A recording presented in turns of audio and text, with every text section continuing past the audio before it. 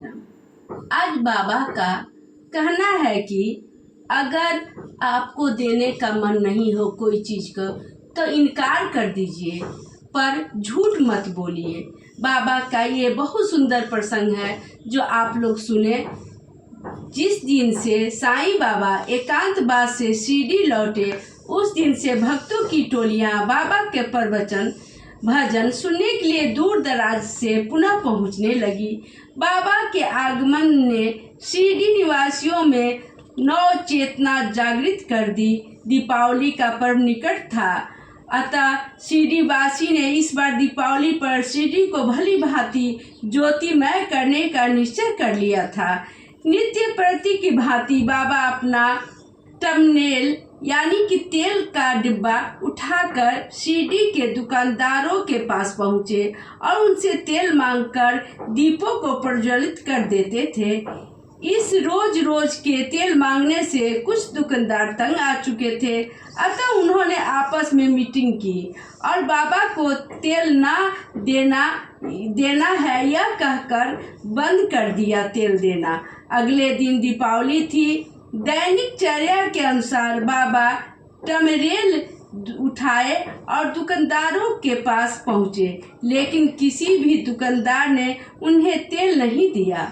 बाबा निराश भाव से लौट आए और सोचने लगे, आज तो किसी भी दुकानदार ने तेल नहीं दिया। सभी कहते हैं कि तेल खत्म हो गया है। आज भगवान के नाम का दीपक कैसे जलेगा? दीपावली का त्योहार भी है, दीपक तो जलना जरूरी है। इधर बाबा को खाली डिब्बा उठाए निराश भाव से आते हुए देखकर पंडित विश्वनाथ को बहुत खुशी हुई। वह सोचने लगा, अब आएगा मजा, देखता हूँ ये दीपावली में कैसे दीप जलाते हैं। तेल मिला नहीं तो दिए कैसे जलेंगे।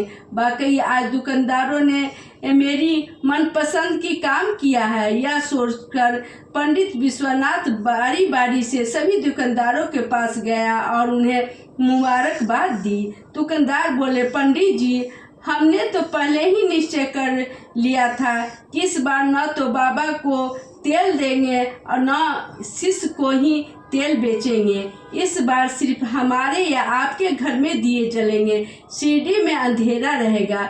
यह सुनकर पंडित जी विश्वनाथ प्रफुल्लित मन से अपने घर लौट आए। दूसरी ओर बाबा निराश भाव से पहुँचे। उन्हें खाली हाथ आया देख भक्तों के चेहरे पर उदासी छा गई। वह सोचने लगे कि तेल नहीं होगा तो दिया कैसे जलेंगे, बगैर दीप जलाए दीपावली कैसे मनेगी। यह सोचकर कुछ शिष्य उत्तेजित हो गए। वे दुकानदारों के पास पहुंचे, उनसे तेल देने को कहा, लेकिन दुकानदारों ने बाबा के शिष्य को भी एक ही उत्तर दिया, उनके पास तेल नहीं है। थक हार कर मालिन मुख लिए शिष्य वापस लौट आए। शिष्यों के खाली हाथ आया देख बाबा मुस्कुराए। उन्होंने डोल और बाल्टी उठाई और कुएं की ओर बढ़ गए। डोल द्वारा उन्होंने कुएं में पानी निकाला और शिष्यों को संबोधित करते हुए बोले, सारे दीपों में यह पानी भर दो। प्रभु के प्रताप से सब दीप इसी पानी से जलेगा। दियों को मुडेरों पर, गुम्बदों पर, मीनारों पर और दीवारों पर रख दो।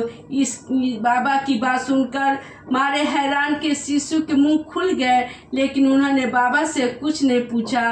क्योंकि वे जानते थे कि बाबा की हर बात सच्ची होती है। उन्होंने दियों में डोल का पानी डाल दिया और बाबा के आदेशानुसार दिए विभिन्न स्थान पर रख दिए। फिर बाबा ने एक एक दीप को जलाना आरंभ कर दिया। यह देखकर शिष्य आश्चर्य से चकित रह गए। बाबा ने मुस्कुराते हुए शिष्य से कहा, यहाँ दीप जलाने के बाद पूरे गांव में इस डोल को ले जाओ। जिस किसी के भी घर दीप जलते न दिखाई दे, उसे उस डोल में से पानी निकाल के दे दो। आज किसी भी घर में अंधेरा न रहे। आज से ये दीप हमेशा जलेगा। मैं न रहूँगा तब भी ये जलते रहेंगे। बाबा के आदेशानुसार शिष्य डोल को पूरे गांव में घुमाए। जिस किसी के घर में अंधेरा देखा, उसी को डोल से पानी निकाल कर दे दिया और उस पानी से ही दीपक जल उठे। शिष्य उन दुकानदारों के यहाँ भी पहुँचे जिनकी शिरडी में तेल की दुकान थी। उन्होंने घरों में अंधेरा देख एक शिष्य ने आश्चर्य से पूछा, लाला तुम्हारे घर में अंधेरा क्यों है?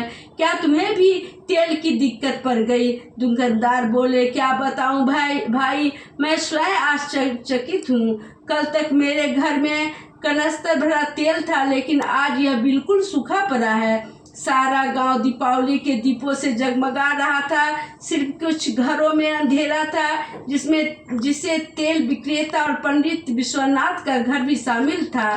तेल बांटकर सारा शिष्य बाबा के पास आया, बोले, सब घरों में दीपावली जगमगा रही है। बाबा शिवाय पंडित विश्वनाथ के और उन दुकानदारों के घरों के अलावे जिन्होंने आपको तेल देने से इनकार किया था।